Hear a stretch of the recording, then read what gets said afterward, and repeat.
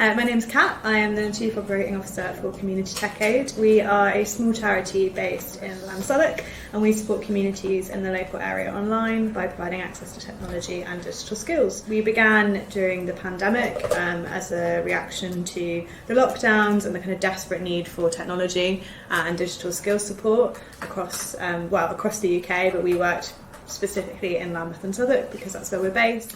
Since then we've worked with over 2,000 people in those boroughs, supporting them with access to technology, and we've also worked with a number of local organisations, and during that time we've been working with the Digital Poverty Alliance and in turn Currys to help find new homes for technology and supporting people online with smartphones. One of the things that I've learned a lot since being part of Community TechAid and working in the local community is that it's not sort of a linear journey, and just having one thing, so access to a device or the ability to learn new skills, doesn't mean that someone is therefore digitally included. It's a much longer process than that, and I think there are so many barriers to becoming digitally included. Whether it's related to, financial hardship or opportunity. And one of the things that we're working really hard to do is kind of overcome those barriers. And that's why working with an organisation like the DPA and alongside Currys as well has just been so beneficial to our work. And it's been really interesting to kind of understand what digital inclusion looks like for different communities and the people that we support. I'm really proud of the work that we do, and I think we're really grateful as ever to kind of be involved in these partnerships that help to make real change. Our communities, without access to a device, whether it be a smartphone or a laptop, are being cut off from the things that we all take for granted, and we're kind of working collectively to make sure that that doesn't happen and to support people so that they can improve their lives. So the Digital Poverty Alliance, we've been kind of in touch with them since, I'd say, the beginning of 2021. And what's been really great is that as a small organisation, we work very much on the ground. We're really embedded in our local community and we really understand the people we work with, our volunteers also being a big part of that. But we don't have the resources or the scale to kind of do that wide, far-reaching research or kind of lobby government or make those kind of campaigns that are focused on digital inclusion nationally. So it's really helpful to have an organisation there to kind of back up what we know, and being able to produce those. For example, the recent report that was put together was really excellent and a really great resource for us, because that's something we don't often have the time to do. We've also been really fortunate to be supported with a number of iPhones through Currys. We have a large number of recipients that don't have access to a smartphone. For us, smartphones are really, really challenging. As I mentioned, we can't update them after a certain amount of time, but they're actually a huge lifeline. A number of the people that we work with are experiencing homelessness, they're refugees, or they're living in kind of temporary accommodation, and they're at a very transient, often traumatic point in their lives. And whilst a laptop is obviously something that is incredibly beneficial, when someone's moving around a lot and maybe doesn't have access to home broadband, it kind of becomes a bit cumbersome.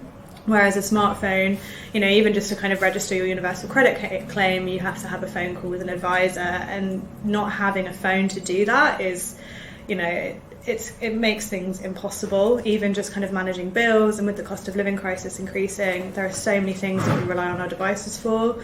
And without having access to a phone, I think it's something we assume everyone has, and we assume that everyone is easily able to obtain, but it's just not the case. And so these devices have made a real difference. My name is Irina. I'm Senior Employment Advisor for Groundwork. Groundwork is environmental charity. We're making lots of improvement in terms of environment, green spaces, and also changing people's lives, not just changing spaces. So we have lots of employment-focused programs for unemployed, different categories. But I work for refugees and migrants for over 15 years now. And so I do experience lots of inequalities and lots of problems with delivering my service, because my participants, they lack of digital skills and digital support when they're actually trying to achieve something.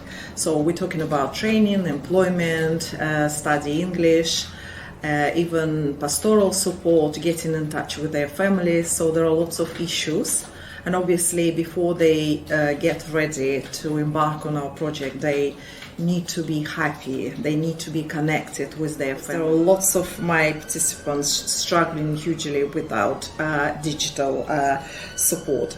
And when I find out about you, straight away I was trying to make contact, and then I know you're limited by areas, but luckily I have most of my participants from Sadek and Lambeth at that time, because we were not one London. So I realized that you can help me, to run proper support, and you did. We had quite a few devices from you, and it made huge difference in my participants' life, in the private life, in the professional life. This changed a lot. I mean, the way they live now.